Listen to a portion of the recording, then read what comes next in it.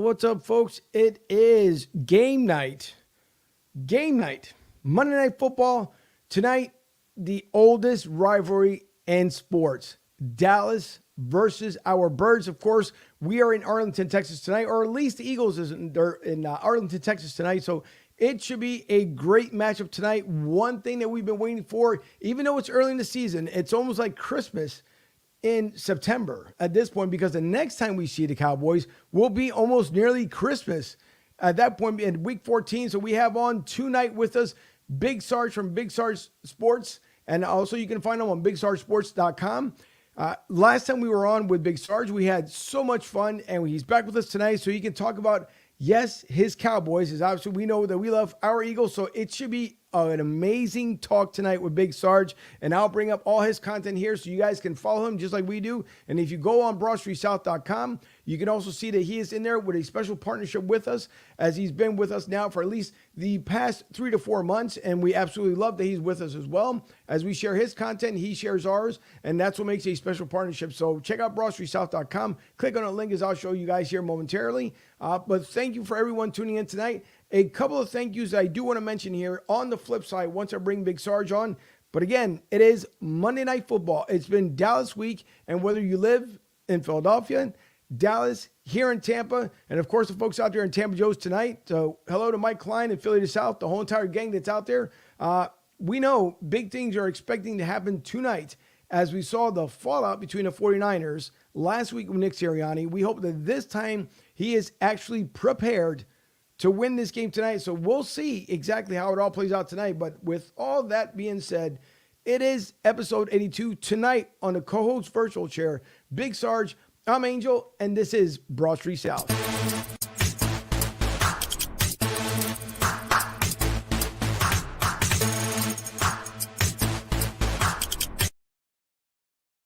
Now, as I'm saying to everybody here, if you look here on the other side when it comes down to Facebook, again, if you click on, as you guys can see right here on Broad Street South, if you click on Big Sarge's page, you will see it will come up bigsargesports.com. By the way, on Facebook, Twitter, YouTube, LinkedIn, anywhere and everywhere you can get a hold of the internet, you can get a hold of Big Sarge. And if that's not enough, by the way, just go right to Twitter, just like I do, on Big Sarge Sports, or put the ad in front of it so you guys can find it, Big Sarge Media LLC. And believe me, the content that Big Sarge puts out is so inviting and so welcoming and so much to read about. The articles that he has, I could go on for days, and Big Sarge, he knows that I can go on for days, but it is a fine read. So much fun always to have Big Sarge on. And with that all being said, I will add the man here to the screen himself. Big Sarge, how are you this evening, sir? Ain't this what? Wait, hold on. This what y'all coach like to do, right? To draft prospects, right? Hey, we not playing paper rock scissors tonight. Oh, it's an actual game going. You know what? My bad. I thought we was doing paper rock scissors in order to figure out if I was going to, be a part of this show or not. Hey, what's going on, man? Thanks for having me on, Angel. Not a problem. Listen, we can do it. Believe me, because I would have absolutely no problem doing that whatsoever, because that's what it felt like. See, Big Sarge, that's what it felt like last week when we were watching the 49ers game. That was the big thing. It was like, wait, didn't Nick Sirianni put together a whole different game plan during practice? And then we come and watch the games like, this is a tale of two tapes here, and not the one that we actually wanted to see. So I'm hoping that tonight, obviously, with the Eagles being in Dallas, in Arlington, and by the way, God bless the Eagles fans that show up in Arlington with Eagles gear on, because as much as we like to razz the folks at the link, I'm pretty sure it's going to be the same thing tonight down there in Arlington, but I'm hoping for a bigger outcome this time around, come to what it did with the 49ers. And we'll give you guys predictions here in a little bit and figure out who's going where. And you might get a little upset with me, but hey, the reality is it's a rebuilding year. We know what to expect, and we'll get into it a little bit more here. But before we get everything underway, as I stated earlier, two things that I want to bring up. One being, because let me take this out so nobody sees her name up there. I'm going to flip over the screen here real quick. Two mentions. One is, this is from last night, Melissa Lisbon, if I say it correctly, Lisbon Mullins. She reached out to Tampa Joe's last night. She was talking about being on, or as far as going to, I'm sorry, not being on, but going to over to Tampa Joe's because she wanted to see here if I can make the screen bigger, but apparently not. What she wanted to do was she wanted to let everyone know if you are in the Dallas area and you are looking for a club to hang out with, there is the Eagles Nest in Dallas. And Big Sarge, I know that you're a big fan of the Eagles. I can see it all over you here. But if you're a fan of the Eagles, of course, you can join them at Eagles Nest Dallas. I believe they were in a particular parking lot on the post I put there last night. But I did want to mention, as I told her, I did want to mention her group. But the bigger news of today, which we are very proud of, being the official podcast of Eagles Mania. And thanks to Rich, over to Kathleen and to Patty and all those guys and girls that belong to the Eagles Mania. Thank you for making us the official podcast of Eagles Mania. We can't wait to see and do in the future. It's going to be a lot of fun. So thanks to the group there. It is very exciting for us. And we can't wait to keep, that thrill ride going because it's going to be a lot of fun. I do see the comments coming in here tonight, but Big Sarge, big question being tonight that I will start off with before I get here to the comments is what do we expect out of which I believe, and again, Eagles fans, please don't hold this against me, but what I believe will be the comeback player of the year out of Dak Prescott. I think that you're going to get what you've seen in the last 2 weeks of Dak Prescott, in the game between the Buccaneers and the game between the game last week against the Chargers, where you just seen a steady Dak. You've seen a guy who has improved on a lot. And the one thing as a Dallas Cowboy fan, the one thing that I worried about so much with the Dak coming back was I didn't know how he would be able to adjust to the game, especially being out so long. And especially, I like the fact that he took his lumps and his hits in the Tampa Bay Buccaneers game. And I like the way that he played. And there's no moral victories when it comes to sports. I get it. There's only wins and losses. And so that was a loss. But what it did was it made me look at the Dallas Cowboys and the Dallas Cowboys offense a whole lot different. And it made me see that Dak has worked hard to get back to where he is today. So I am very, I'm looking forward to seeing what he's going to do tonight because, things and parameters change when you're playing a rivalry game. You're playing against the Bucks. I get it. You're playing against the Chargers, one of the up and coming teams in the NFL. But it's just something about playing the Philadelphia Eagles, the Washington football team, the New York Giants that turns into some sort of slugfest. That's why I don't think that it's going to be a blowout tonight. But it's also an emotional time because Dak hasn't. So, Dak has been away from Cowboy Stadium, from AT&T Stadium for 351 days. He has not played in front of the home crowd in 351 days. So this is going to be an emotional night for him. And I just hope that he's able to take everything in and then lead the Cowboys to victory. No, we hope so. And obviously, you can see Joey B already tuning in tonight. Big Sarge, King of Smack talking, and Joey B's like everywhere. Yeah. Just everywhere. And by the way, Rich Bridge, what's going on? Thank you guys once again from Eagles Mania, along with, as we saw there, Kyle Harvey, Laurie Gutremont Rutherford, and Chris, if I'm saying the name hopefully correctly, Acre, if I'm saying it correctly. And Chris, what's up, bro? And what's going on? Rich, once again with Adamba Frank, and I'm assuming that's part of the group as well. Joey B, good evening from Colorado, gentlemen. We do appreciate it. Kathleen as well. Thanks for everybody for tuning in tonight. And I will get back to, oh boy. Okay, before we get into, and I'll come back to your question here. So the next comment I'm about to bring up here is my coworker at work who likes to ride me like there is no tomorrow. And so here comes Mark O'Connor with one of his comments. But he says, I know it's football night, but I have to at least give a shout out to the USA Ryder Cup boys for the beatdown they put on the Euros. Hopefully the Eagles can follow suit. Oh boy, see, I was expecting something else from Mark.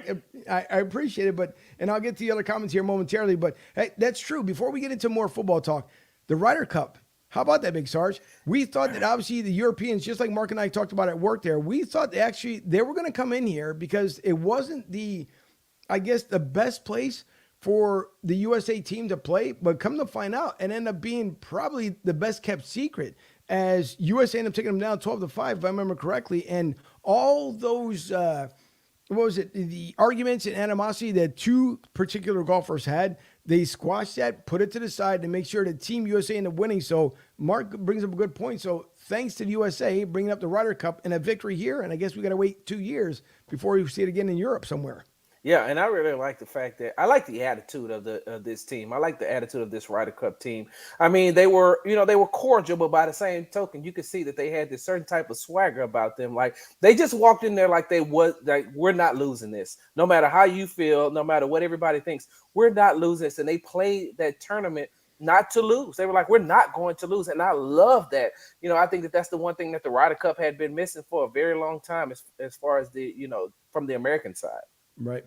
No, that's absolutely true. Kathleen comes in with a quick comment. She says Dallas and 31 in pass defense.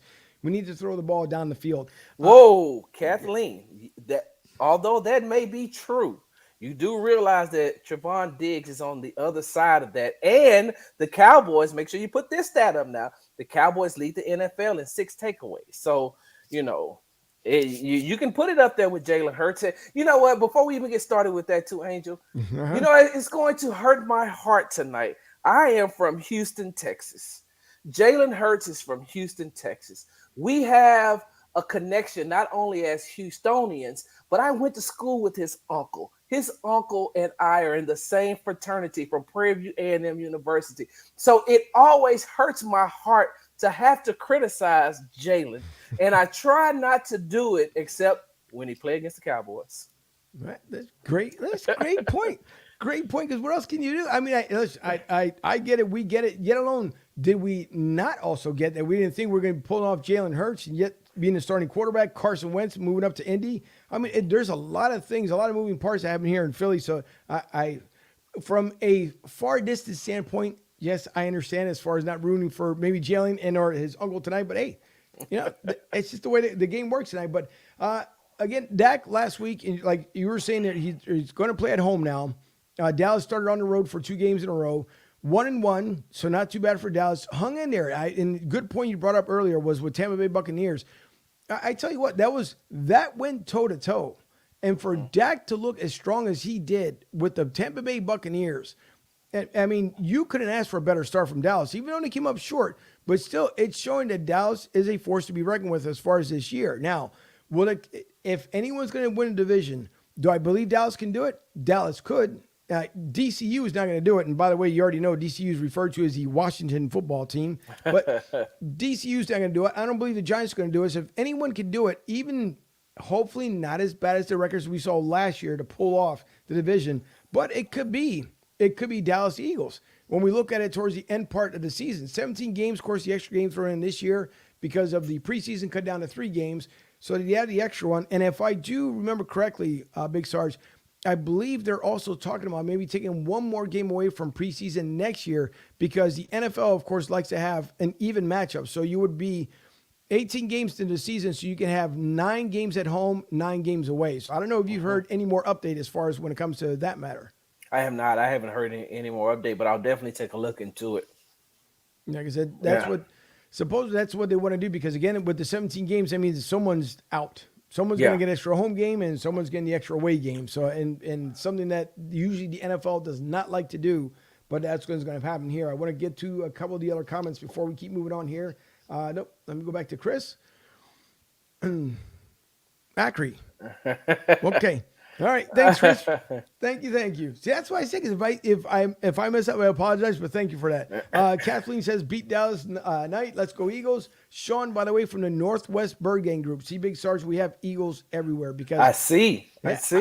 Out there from Washington State. So they're all over the place. And so Kathleen says the defense blows.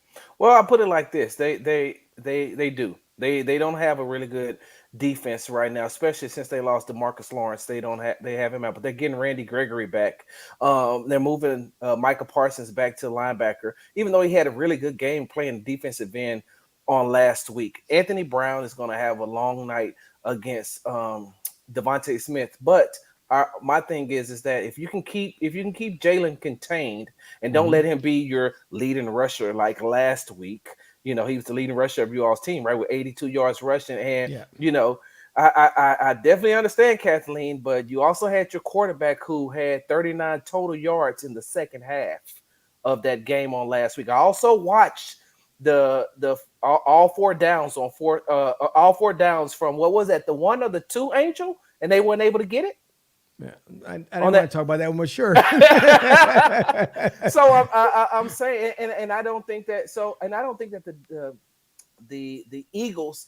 I don't think the Eagles have put it all together yet, and the Cowboys are way more far advanced. And I'm not just saying that as a Cowboys fan, but they're more far advanced and they have a better offensive scheme. Kellen Moore is calling really good games this year. I like what he's doing with the offense. Now you lose Michael Gallup, but you still have CeeDee Lamb. You still have Amari Cooper. You know, with the 1-2 punch of Ezekiel Elliott and Tony Pollard. That's going to be a hard day for the Eagles defense as well. And I mean, let's just be honest. You know, on the offensive side of the ball, on your offensive line, let's not just act like Andre Dillard, who is a replacement who the Eagles jumped up to get, so nobody else can get him. Let's not act like he's just been a stud for you all.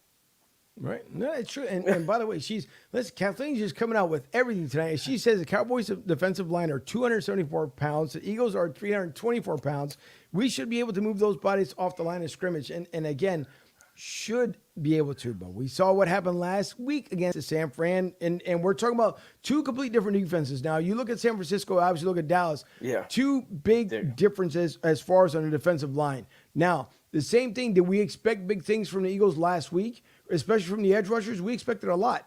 Did we get it? No. So again, it all comes down to what they're prepared for this week, leading off from Sunday's game out in Philly, traveling again to Dallas tonight on a Monday nighter. Obviously, they traveled yesterday because you only spend one night now instead of 2 nights out of town. But we'll see. I mean, we'll see which defense is going to step it up here. Chris comes back with the one comment here. He says that we don't expect that high-powered offense yet. It's our defense that keeps us going. In the game, that front four on defense is dirty. And listen, again, I know if Fuji was on here tonight, Fuji will go on a crazy rant. Fuji will be joining us again on Thursday because, again, he had a couple of matters he had to make sure he had to take care of and obviously other things that he had to make sure that everything was fine. So Fuji will be back with us on Thursday night. And by the way, while I have you on, tomorrow night, Tarika was supposed to be on with us, but because she is covering the WNBA game out of the Mohegan Sun in Vegas, we rescheduled, and so we'll let you guys know on a later date when she's going to come back on. And you know what, Big Sarge, that'd be a great night for you to come back with us as well because Tarika gets into the WNBA. She gets into a lot of sports. That lady is just phenomenal for everything that she does. So we're going to reschedule her for a later date, and then Thursday we'll be getting ready for the Kansas City game coming up on Sunday. So one other comment here by Kathleen. She says, absolutely defense wins games. And that is true. But if you don't have a high-powered offense, it would be pretty much devastating. I mean, you lost to, and I get it. I understand. Like I said, on the defensive side of the ball, the Cowboys, they're not the 49ers. They're not the 49ers when it comes to being on the defensive side of the ball and having all the firepower that the San Francisco 49ers have. But the 49ers are not the Dallas Cowboys on the offensive side of the ball either. So, you can take your close victory. I mean, you can take your close defeat on last week against the 49ers. But, Jimmy G and Dak Prescott, they're not the same. Right. The 49ers don't have a receiving core like the Dallas Cowboys do, and they don't have a 1-2 punch in that backfield that can wear you down.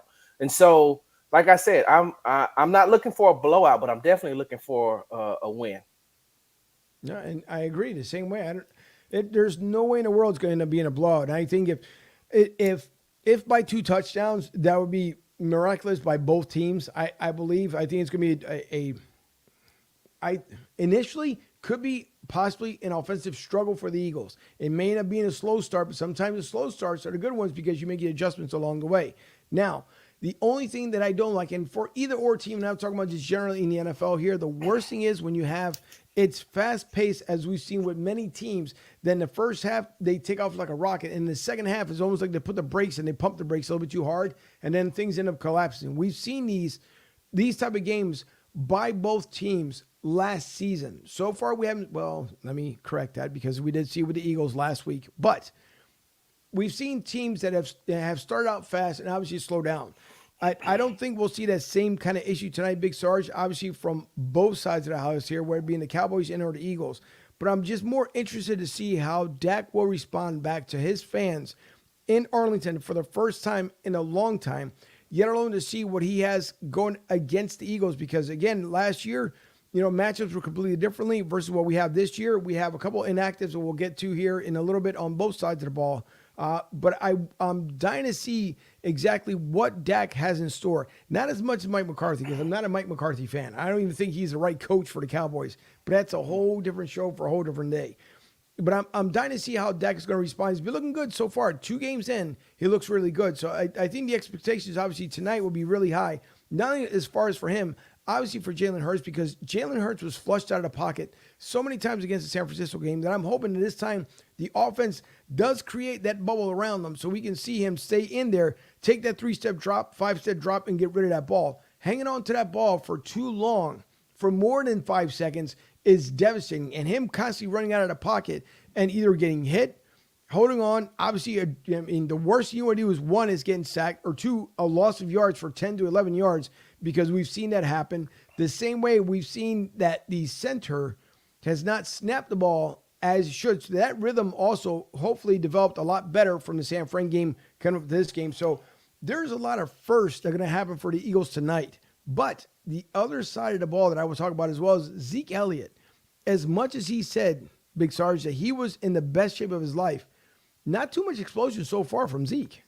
Well, I mean, you got to look at it like this. That first game, you're going up against a team in the Tampa Bay Buccaneers, as far as that defense is concerned, that was only giving up, I think last year they gave up less than 80 yards per game. And so the game plan was not to rush him a lot, because they knew that with that defensive front 7, that it was going to be very hard to rush the ball. On last week, and I mean, and you seen it yesterday with the Chargers when they played against the Chiefs. Like, the Chargers have a really good front 7 too, but they were able to do some things. And so I think that as the games go on, I mean, they get the Eagles this week, they get Carolina next week. I just watched Carolina play, and although they do have, a formidable front 7, they don't have a stronger front 7 as the Buccaneers or the Chargers. And so I look for Zeke to have more rushing yards tonight. And what I really like about what Kellen Moore has done this year with that defense is, with the offense, is that 1-2 punch of Ezekiel Elliott and Tony Pollard. I like Tony Pollard is a change of pace back, and he can do a little bit more than Zeke can. He catches better out the backfield, and he has more explosiveness. Zeke has really become and yes, he is in some really good shape, but Zeke is that power back now. Zeke is that power back in between the tackles. And so I like the fact that Kellen Moore is utilizing Tony Pollard more. You don't pay a running back that much money as you do Ezekiel Elliott, and you don't get what some feel like it's a production out of it, but it's all within the game plan. You always got to go with what's in the game plan. And if that 1-2 punch is going to work for you, and it's going to lighten the load, because at the end of the season, Tony Pollard won't be able to run a clock down.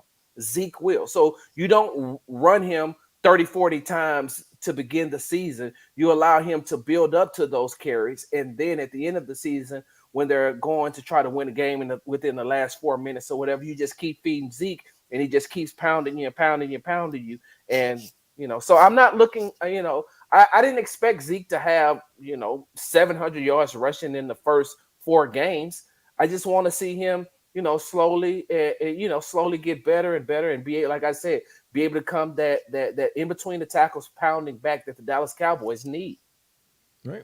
No, you're exactly right. And again, it comes down to our running backs as well. Kathleen had 1.8. She said, believe that Sanders will have a good game as well for the Eagles. And one other comment she made that was one of Sirianni's first big game. I'm saying, and it's true, but I want to get here to Chris's comment as we were just talking about Zeke. He said, would you rather have a 400-yard game with a loss or a 250 and a win? High-powered isn't always the answer. Brady has been a manager for years, the best manager I've seen anyway. So excuse me, I mean to cut you off, but is that, is he saying as far as what the Dallas offense is concerned? Because and if so, I mean, yes, that first game, Dak threw the ball 58 times, had 400 yards passing, but you also got to look at it like this: if you don't have a kicker who has had back surgery, who had back surgery in the off season. And I don't know if anybody else, one of the reasons I got medically retired out of the military was because I have back issues, but I wasn't letting anybody go in and do surgery on my back because you can't tell me I'm sorry if I'm never able to walk again if you mess up on back surgery. So here you have Greg Zuerlein coming off of back surgery, did not kick the entire preseason at all. He did not kick. Those games was the first games that he was kicking. So we could say a healthy Greg Zuerlein wins that game against Tampa Bay. Yeah, it is absolutely true. You're not lying about that whatsoever. And by the way, as I forgot to mention here in the very beginning of the broadcast, as we're coming up here on the 8 o'clock hour, this is will be, by the way, everyone, the shortest pregame show that you'll end up seeing, but that's only because, again, it's an 8:15 start. It will be on until 8:10, so you guys can get ready for the, obviously, the Eagles and Dallas matchup. One thing is, obviously, we're live here from Tampa, Florida, from the LG Sales Direct Solution Studios, and of course, over from Big Sarge Sports Media Studios. Big Sarge out there from Houston, Texas. And by the way, thanks again, Big Sarge, for coming on tonight. Rich Bridge comes on and says that we need to stop Zeke. He always has big games against us. And Pollard is actually having a better year than Zeke is. Yeah, that's true. Pollard is having a better year. And you can see that Kellen Moore is using him more this year as far as, like I said, getting him out of the backfield, getting him in space. Zeke isn't, you can get Zeke out in space, but he's not going to do the same damage as Tony Pollard. And so, like I said, Dallas is finding a way to use him more and more. As long as Mike McCarthy keeps his hands out of everything, we'll be okay. Right. And I want to bring up a couple of things here before we get into a little bit of the history of the rivalry here. But a couple of keys that I end up bringing up. One is that as far as for the keys to the victory here, it's kind of like a 40-40 split between defense and turnovers. Obviously, with big turnovers obviously will be a big one, something the Eagles need to do in this game, and I'm pretty sure Dallas is hungry for it as well. But turnovers would end up being big. That was about a 40-40 split, and then about 15% says it'll be because of the trenches as far as the keys to the victory, and only 5% said about the passing and running game. Now, I know this year the big thing was that they talked about Nick Sirianni when it was mentioned during the preseason. Was he going to be either run play happy or pass play happy? In the NFL, it seems like for whatever odd reason within the last 2 years, it's become pass play happy. If we get back to the running game, and it's hard, I'll be the first one to tell you to run through that Cowboys defense. We've seen it in years past. It may start slow, but at one or two holes, and that's very far and few in between the defense has. But Miles Sanders could have himself a big night tonight if Dallas secondary isn't doing too well tonight. But what we've seen the first two games now, again, just putting the truthfulness out there, right now that defense is looking pretty good. So to have the run game tonight, I think you're probably going to have to go more relying on the air attack tonight than you are versus the running game. And Big Sarge, I could be wrong. Well, I look at it like this.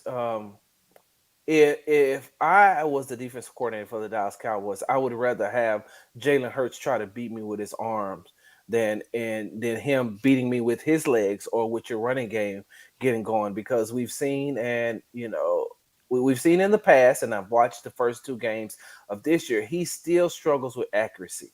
And, so no matter how much, and I will say, don't get me wrong now, former Heisman Trophy winner Devontae Smith is going to abuse Anthony Brown. Right. Because there's no way that they can keep Trevon Diggs on him the entire game. It's not going to work. And so, and plus they're going to find the mismatch. Anthony Brown is in for a long night, and he's one of the weakest links on the Dallas Cowboys defense, as well as the safety position. And we all know Devontae Smith can run. And so he's going to run past the defense. He's going to run past the cornerback, and he's going to run past the deepest safety, and he's going to be wide open. I don't think that Jalen Hurts will be able to get him the ball as many times as he's going to be open. And so the Cowboys' run defense has been really good the last two games. And so once they stop that, and now you drop as many in the coverage, and you make him beat you with his arm.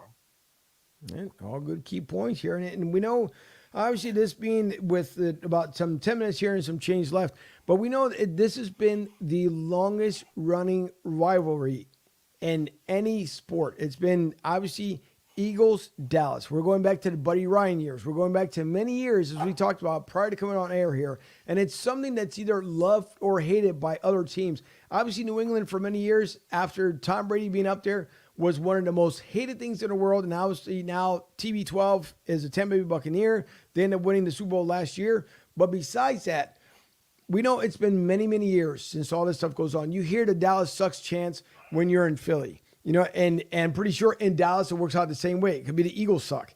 I mean, it's just the way it is. The fan base, even if you're newborn, whether you're born in Dallas, in the Texas area, or in Philly, obviously in the Pennsylvania area, it's almost like it's embedded. It's like, son, daughter, here's the deal.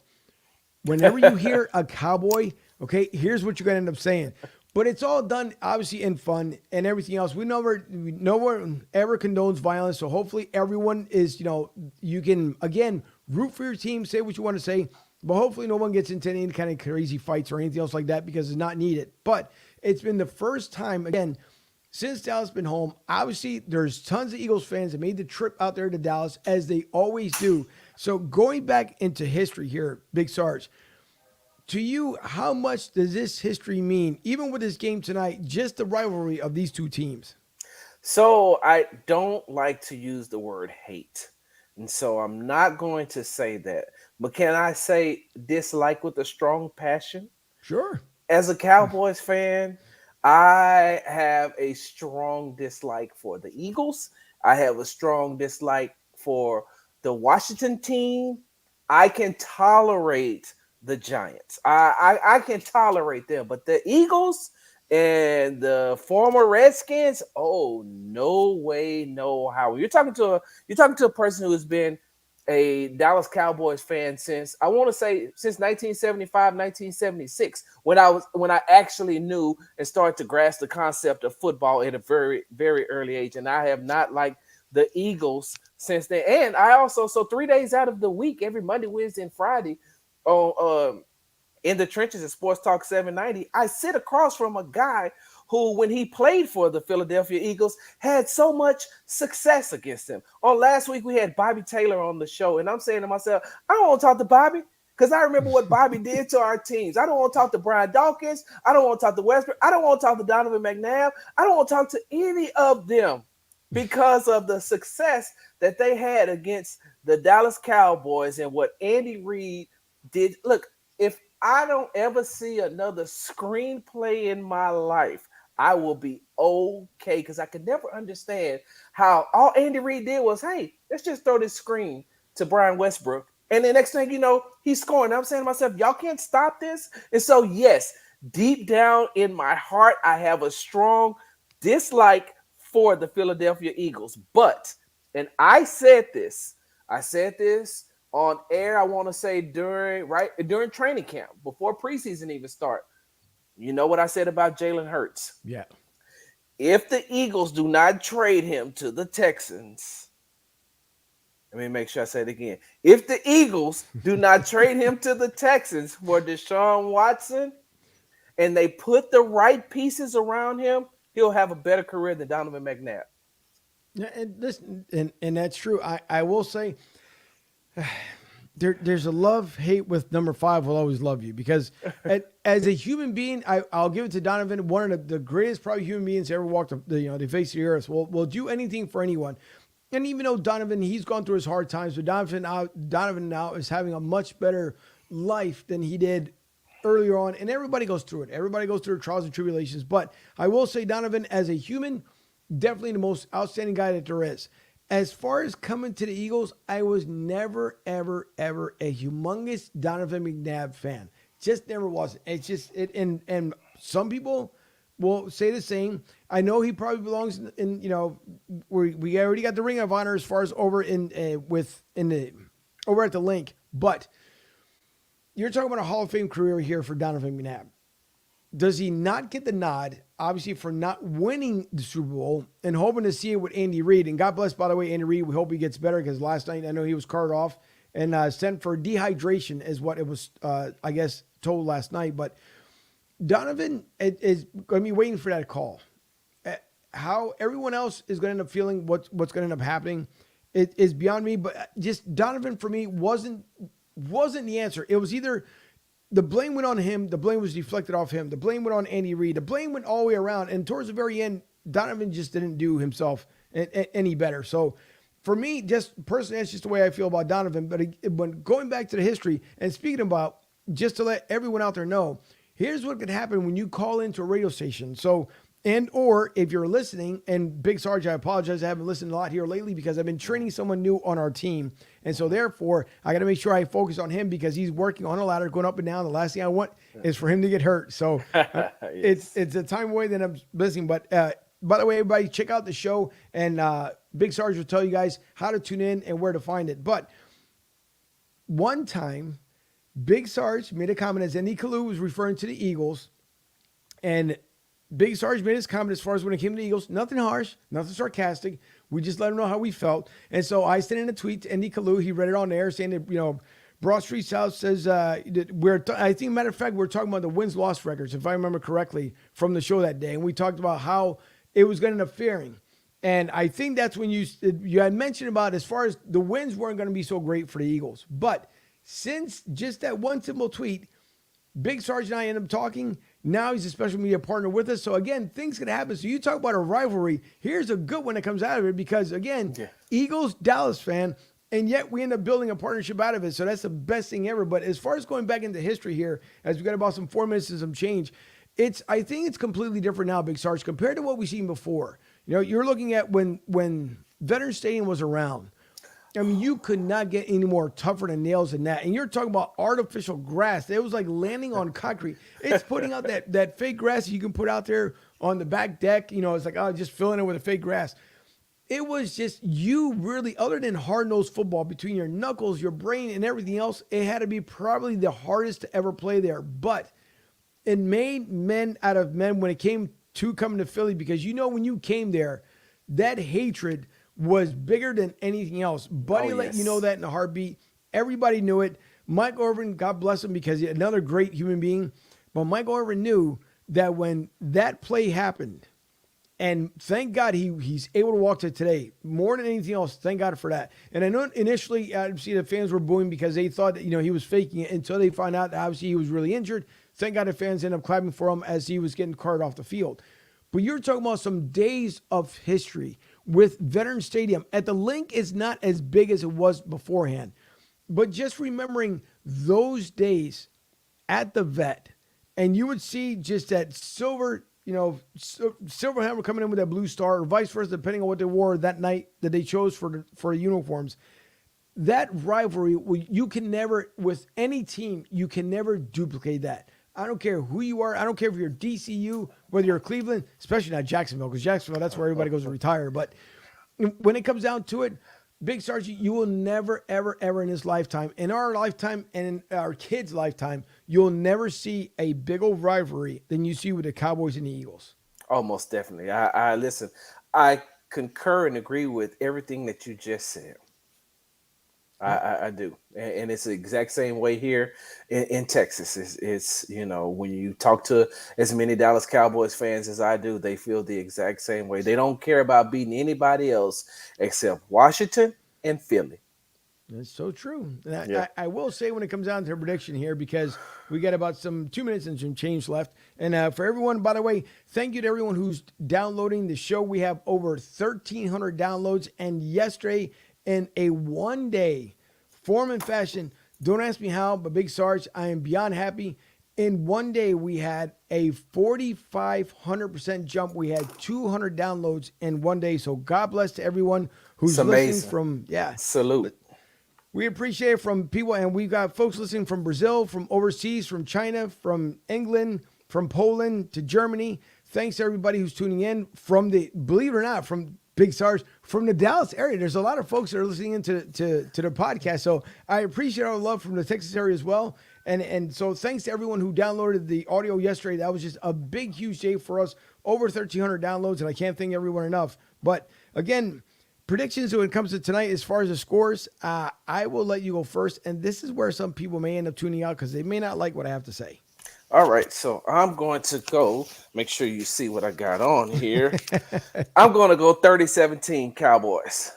Ooh, 30-17. Well, listen, again, it's a rebuilding year. Do I want the Eagles to win? Absolutely. Are they going to have a tough night tonight? Absolutely. Would I like to see a 23-17 win out of the Eagles? Sure. But it may end up being on the Cowboys. So don't throw any shade or hate or anything this way, because I'm just speaking the honest God's truth. You know, I'm not a professional here. I'm just a commentator having fun with everybody else. But we hope that Eagles come up on the winning side, because big things can happen tonight from both sides of the ball. So we do, again, appreciate Big Sarge coming on tonight. And before we end up wrapping up everything here tonight, Big Sarge, and I know I've asked you this question before, and I want to see if you do remember. If you had to get a quality cigar from anywhere in the world, do you remember where you can get it from? Goose's. Exactly that. It is from Goose's Monte Cristo Lounge with Tobacconist there at 250 West Ridge Pike in Limerick, Pennsylvania. You guys can also visit them on cigargoose.com. That's cigargoose.com. Take a look at all the fine Monte Cristos that he has, the best in the Delaware Valley, the vapes that he has, but you must be over 21 to purchase any kind of tobacco products. And I've been up there, Big Sarge, and I hope one day, matter of fact, we have to get together here off air, because I would love for you to come up to the studio. It is absolutely beautiful, and I would love to have a Texas Philly night one night. So yeah. we'll try and make that happen. But thank you also again to lgdirect.net. And if you guys take a look here, lgdirect.net for your sales solutions. And if you're looking for credit card terminals for your credit solutions, visit lgdirect.net. And you can also reach them at 855-777-3863. That is 855-777-3863. And again, to everyone, and let me bring up here to Philly to South, who's enjoying the game at Tampa Joe's tonight. I hope everyone's enjoying it. I hope that Melissa gets to come in from Dallas next week to watch the Kansas City game at Tampa Joe's. So everyone tonight at Tampa Joe's, thank you for tuning in. For everyone else, we hope that you enjoy the game. Big Sarge, was anything else that I missed? Oh, boy. No, thank you for having me on. I appreciate it. It's always a pleasure coming on talking to you. Not a problem whatsoever. Everyone, enjoy the game tonight. Again, we will not be on tomorrow because of the rescheduling for Tariqa. We will let you know on a future date. We will be on Thursday night, 8 o'clock, so we'll see everyone on Thursday night. Enjoy the game. Go Birds.